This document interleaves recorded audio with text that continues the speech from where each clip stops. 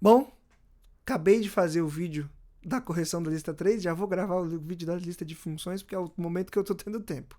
Então é o seguinte, eu já criei uma pasta aqui de funções, vou abrir aqui a pasta de funções no VS Code, e aqui a gente pode voltar a trabalhar, se você se sentir mais confortável, com o modelo antigo. Então eu vou criar aqui um funções.html, que vai ser o nosso arquivo de exemplo, e vou escrever um script aqui dentro, tá? Que é para a gente conseguir rodar no navegador tranquilamente. Então o que é uma função? Na verdade, a gente usa a função para separar blocos de código em lugares diferentes que vão executar coisas diferentes em momentos diferentes. No momento que você quiser que ele faça alguma coisa, ele vai fazer. Quando você escreve o código corrido, o JavaScript vai lendo aquele código corrido e vai executando tudo que está ali no meio. Agora, a função, você só executa na hora que você chama ela. Então, você cria a função e chama a função, tá? Então, mais ou menos assim. Vamos supor que eu quisesse receber do usuário aqui, ó, vou criar dois números. Vou receber número 1, que vai ser um number, que vem do prompt. Vou colocar aqui, ó, digite o primeiro número. Beleza. Oi, número. Aí, eu vou ter um número 2, number, prompt, digite o segundo número. Então, estou guardando dois números que o usuário vai digitar dentro de duas variáveis diferentes. Quero fazer a soma desses números. Então, eu vou colocar uma variável de soma, número 1 mais número 2. Beleza? E aí eu vou mostrar na tela, no alert, então, soma. Tá? Vou fazer o seguinte aqui, ó. Vou executar esse soma agora aqui. Executando. Tá até subindo ali o vídeo para vocês. Tem coisa errada aqui, peraí. Tem uma barra aqui que não era para estar aqui. Beleza. Primeiro número, 5. Segundo número, 1. Deu 6. Tá funcionando, certo? Mas vamos supor que eu queira escolher em que momento do código. Esse é um exemplo muito bobo, tá? Porque a gente não vai usar uma função de soma, eu posso fazer tudo isso numa linha, tá? Vamos supor que eu quero escolher o momento exato em que essa soma vai acontecer do jeito que eu quero. Quero separar essa funcionalidade. Então eu posso fazer o seguinte, ó. Eu gosto de criar em cima de tudo, uma função. Você começa criando uma função colocando a palavra function, tá? Então, function. E aí eu vou definir o nome para ela agora. Se eu estou querendo somar dois números, então o nome da função vai ser somar, certo? Então, function somar. Toda a função tem que ser acompanhada de parêntese, tá? Esse parêntese pode ter conteúdo dentro, a gente vai ver isso já já, ou pode ficar vazio, como vai ser o nosso caso agora, tá? Então, a minha função de somar, sempre, function, o nome da função e os parênteses. Vazios ou não, eles precisam estar ali. O que essa função vai fazer, então? Ela vai somar dois números. Então, eu vou colocar aqui, ó, const soma, vai ser número 1 mais número 2. Beleza. Só que aqui nós já temos um problema. Qual que é o problema? De onde ele vai pegar esse número 1 e esse número 2? Porque olha aqui, primeiro que eu estou criando essa variável depois da função. Então ele nem sabe, já por isso, nem sabe que existe. Segundo, que essa variável, a variável const existe aqui, ela existe aqui, tá? Mas nesse caso aqui, ele não sabe de onde ele está tirando esses números. Então o que eu preciso fazer? Eu preciso dizer para essa variável, ó, estou tão afobado que eu estou falando nomes errados. Preciso dizer para essa função somar que ela vai receber dois números e ela vai trabalhar com esses dois números. Para ficar mais didático, eu vou criar com nomes diferentes. Então aqui vai ser N1 e N2. Então a função somar, toda vez que ela for ser utilizada, ela precisa que você envie para ela dois números. E aí ela vai somar aqui, ó, N1 e N2, que são os números que ela recebeu, tá? E aí, ó, depois que ela soma, o que ela faz com essa soma? Agora, nesse momento, não está fazendo nada, está somando e deixando guardado lá para qualquer um. Então, o que eu vou fazer? Eu vou devolver o resultado. Então, eu calculo, mando os valores que eu quero usar para calcular e devolvo o resultado. Então, eu vou colocar return, soma, tá? Toda vez que você quiser devolver alguma coisa, você usa essa palavrinha return, tá? Ou seja, manda de volta, retorne, soma. Então, retorne o valor da minha soma, beleza? É isso. Agora, esse é o momento em que a gente criou a função.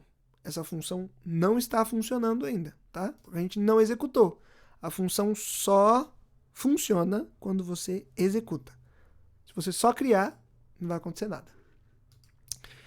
Em vez de eu usar os dois números que eu vou receber do usuário, eu vou comentar isso aqui por enquanto e eu vou fazer um teste aqui. Ó. Eu vou colocar na tela um alert. E aí, como que eu executo? Não, antes de eu falar.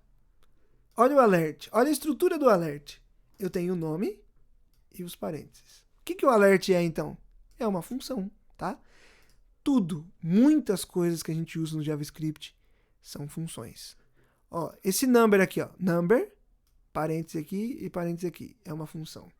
Prompt, parênteses aqui, também é uma função, tá?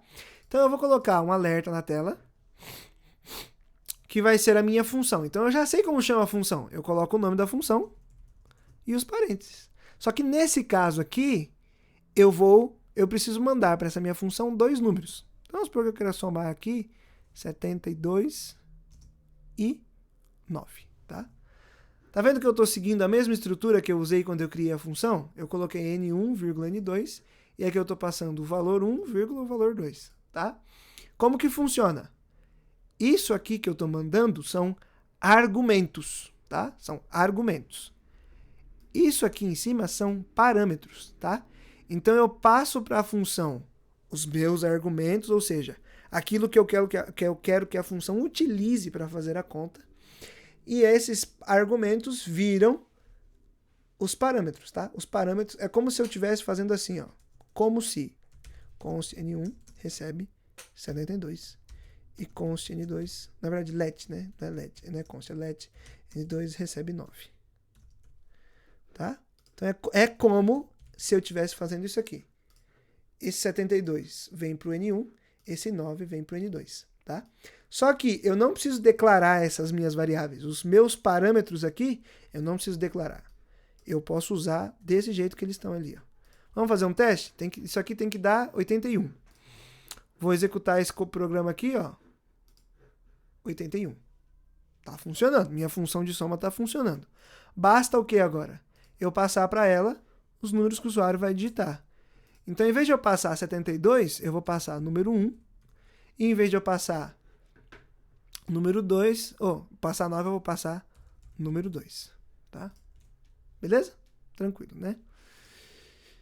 Vou fazer o teste agora. Vou executar aqui. Fiz errado. Não era para ter tirado. Número 1, 10. Número 2, 15. 16. Ó, deu 26. Então, nossa função de soma está funcionando. É isso, função. É simples assim. Tem o nome function, tem o nome da função, os parênteses que podem ser vazios ou não, tem os meus parâmetros aqui, faço os meus cálculos, devolvo um resultado como return, e aí, ó, criei a função. Preciso usar a função. Coloco o nome da função, os parênteses e passo os meus argumentos, tá? Porque senão, se eu não passar nada aqui, a função não vai funcionar. Simplesmente não vai mandar nada de volta, tá? Então, eu tenho que passar aqui os meus argumentos, beleza? Isso é função, simples assim. Um outro exemplo, que é importante eu mostrar aqui, é o arrow function, tá? Que é como se fosse uma versão simplificada disso aqui. Vou comentar isso aqui e vou escrever aqui dentro. Como que eu uso arrow function? Você faz o seguinte, você vai criar uma função normal. Ai, machuquei aqui atrás agora. E aí, ó, você vai criar como se fosse uma variável. Então, eu vou colocar aqui, ó, const somar, beleza? Estou criando uma variável. Aí, somar, assim como numa variável, eu tenho que colocar um sinal de atribuição, ou seja, eu vou guardar alguma coisa em somar. Aqui, vamos diferir, nem sei se essa palavra existe. Vamos diferenciar somar de uma variável comum para uma função. Na frente aqui do sinal de igual, ou sinal de atribuição, eu vou colocar os parênteses, que são os meus parâmetros. Tá? Esses parênteses podem ser vazios ou não. E aí, na frente dos parênteses, eu coloco um sinal de igual e um sinal de maior. Tá? E aí, isso aqui é um arrow, é uma seta. Tá? Então, arrow function é a função da seta. Eu poderia aqui dentro simplesmente repetir o que está escrito lá. Ó. Const soma é N1 mais N2. Opa, N2. Return soma. Tá? Aqui dentro dos parênteses eu também tenho que colocar meus parâmetros N1 e N2. Tá?